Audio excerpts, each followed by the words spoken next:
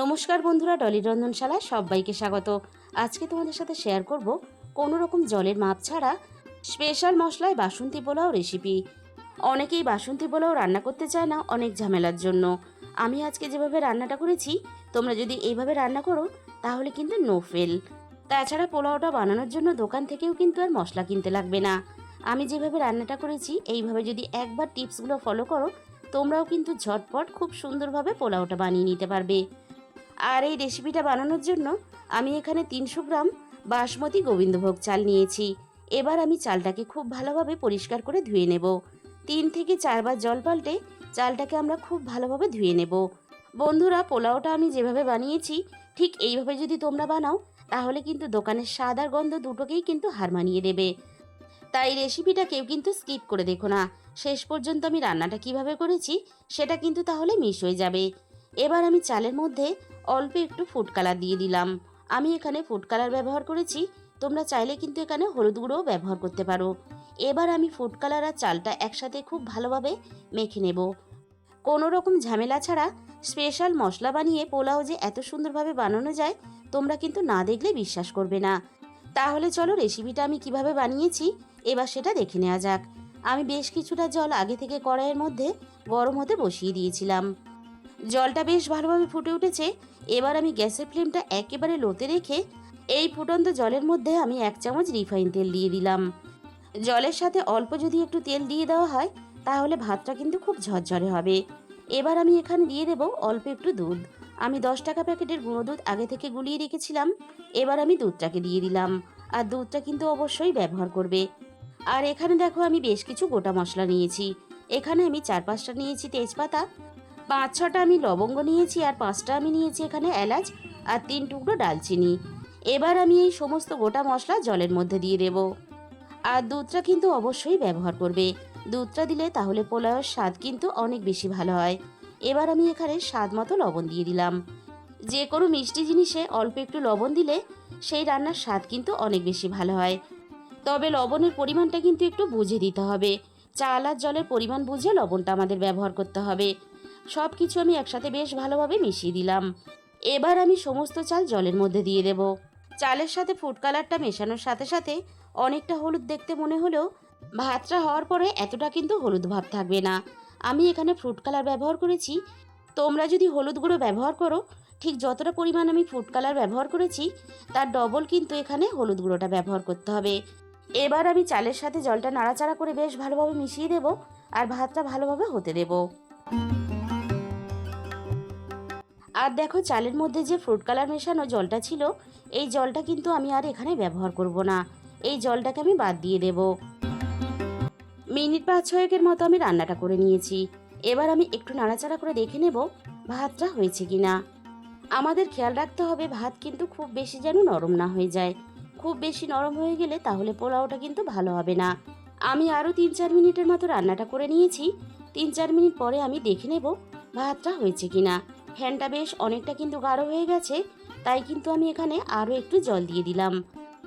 আমাদের খেয়াল রাখতে হবে ভাত যেমন আমরা খুব বেশি নরম করব না, তেমনই কিন্তু ফ্যানটা যাতে খুব বেশি গাঢ় না হয়ে যায়। ফ্যান যদি খুব বেশি গাঢ় হয়ে যায় তাহলে ভাতের মধ্যে কিন্তু একটা আঠালো ভাব চলে আসবে। এতে পোলাওটা কিন্তু ভালো হবে না। ভাতটা আমাদের একটু বাকি আছে, তাই আমি আরও একটু রান্না করে নেব। আরও মিনিট 2 মতো আমি রান্নাটা করে নিয়েছি। এবার আমি দেখে নেব ভাতটা ভালোভাবে হয়েছে কিনা। 80% মতো আমাদের ভাতটা হয়ে গেছে। এর থেকে বেশি আমি আর ভাতটা রান্না করব না, তাহলে কিন্তু অনেকটা নরম হয়ে যাবে। এবার আমি নামিয়ে ফ্যান ঝরিয়ে নেব। ভাতটা দেখো আমি একটা ছাঁকনি থালার মধ্যে ঢেলে ফ্যান ঝরিয়ে নিয়েছি। আর ভাতটা দেখো কতটা সুন্দর ঝরঝরে হয়েছে। পোলাও রান্নার জন্য ভাত ঠিক কিন্তু এরকম করে ঝরঝরে করে রান্না করে নিতে হবে। আমি গ্যাসের মধ্যে আরও একটা কড়াই বসিয়ে দিয়েছি। কড়াইটা হালকা একটু গরম করে নিয়ে এবার আমি এই রান্নার জন্য স্পেশাল মশলাটা বানিয়ে নেব। মশলাটা বানানোর জন্য আমি প্রথমে এখানে দিয়ে দিলাম 4-5 টুকরো ডালচিনি। একই সাথে আমি এখানে 2টো জয়িত্রীর ফুল দিয়ে দেব। আমি এখানে আমার রান্নার পরিমাণ বুঝে মশলাটা ব্যবহার করলাম। তোমরা যখন রান্নাটা করবে তোমরা তোমাদের রান্নার পরিমাণ বুঝে মশলার পরিমাণটা কিন্তু অবশ্যই বাড়িয়ে বা কমিয়ে নেবে। আমি এখানে 300 গ্রাম চালের জন্য এই মশলাটা ব্যবহার করলাম। আর এইভাবে মশলা বানিয়ে যদি পোলাও রান্না করো তাহলে কিন্তু দোকান থেকে আর কোনো রকম পোলাও মশলা কিনে পোলাও বানাতে হবে না। মিনিট খানেকের মতো ভেজে নিয়েছি, এবার আমি নামিয়ে নিলাম। মশলাটা আমি পরে গুঁড়ো করে নেব। এবার আমি কড়াইয়ের মধ্যে বেশ খানিকটা ঘি দিয়ে দেব। আমি পুরো রান্নাটা ঘি দিয়ে করব। তোমরা চাইলে কিন্তু এই ঘিয়ের সাথে অল্প একটু রিফাইন তেলও মিশিয়ে দিতে পারো।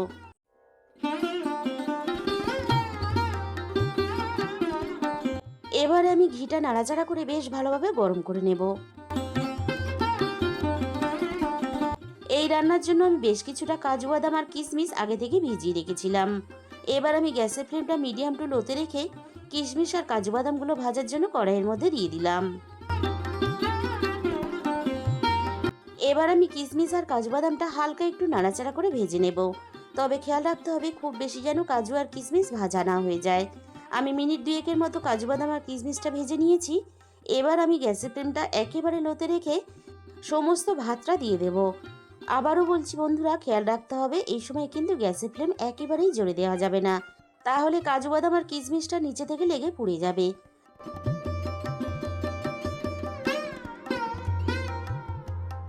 সমস্ত ভাত আমি এখানে দিয়ে দিলাম।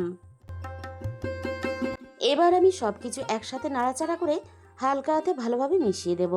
আর দেখো, আমি কিন্তু ঠিক খুন্তিটা যেভাবে সাইড দিয়ে এইভাবে উল্টে পাল্টে মেশাচ্ছি, ঠিক এইভাবে মিশিয়ে নেবে, তাহলে কিন্তু একটুও ভাত ভাঙবে না। আর খুব বেশি সময় নিয়েও কিন্তু আমরা নাড়াচাড়া করে মেশাবো না। প্রয়োজন হলে আমরা পাত্রটাকে ধরে একটু ঝাঁকিয়ে মিশিয়ে নেব। আমি সব কিছু বেশ হালকা হাতে মিশিয়ে নিয়েছি। এবার আমি স্বাদ মতো চিনি দিয়ে দিলাম। এবার আমি চিনিটা হালকা হাতে নাড়াচাড়া করে মিশিয়ে দেব। পোলাও একটু মিষ্টি মিষ্টি হলে খেতে বেশি ভালো লাগে, তবে চিনির পরিমাণটা কিন্তু অবশ্যই নিজেদের স্বাদ মতো ব্যবহার করবে। আর গরম অবস্থাতে ভাতটা এরকম একটু জড়ানো ভাব মনে হলেও ঠান্ডা হলে কিন্তু এটা পুরোটাই ঝরঝরে হয়ে যাবে। চিনিটা আমি বেশ ভালোভাবে মিশিয়ে দিয়েছি। এবার আমি গ্যাসের ফ্লেমটা পুরোপুরি বন্ধ করে দিলাম। যে ভাজা মশলাটা আমরা আগে থেকে রেডি করে রেখেছিলাম, মশলাটা আমি বেশ ভালোভাবে পাউডারের মতো দেখো গুঁড়ো করে নিয়েছি। এবার আমি সমস্ত ভাজা মশলাটা এভাবে উপর থেকে ছড়িয়ে দেব। বন্ধুরা, একদিন হলো তোমরা বাসন্তী পোলাও এইভাবে রান্না করে দেখো, এতটা সাদার গন্ধ ভালো হয় আমি তোমাদের মুখে বলে বোঝাতে পারবো না। যতক্ষণ না তোমরা নিজেরা রান্না করবে ততক্ষণ কিন্তু বুঝতে পারবে না।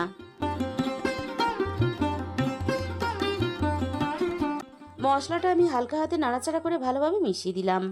আমি আবারও বলছি বন্ধুরা, পোলাওটা যত ভালোভাবে ঠান্ডা হবে পোলাওটা কিন্তু ততটাই ঝরঝরে হবে। মশলার গন্ধটা যাতে উড়ে না যায় তার জন্য আমি এবার কড়াইটা একটু ঢাকা দিয়ে দেব।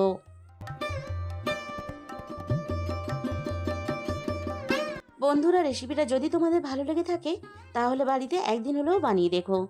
আর বানিয়ে খাওয়ার পরে আমাকে কমেন্টের মাধ্যমে জানাতে কিন্তু ভুলো না তোমাদের কেমন লাগলো।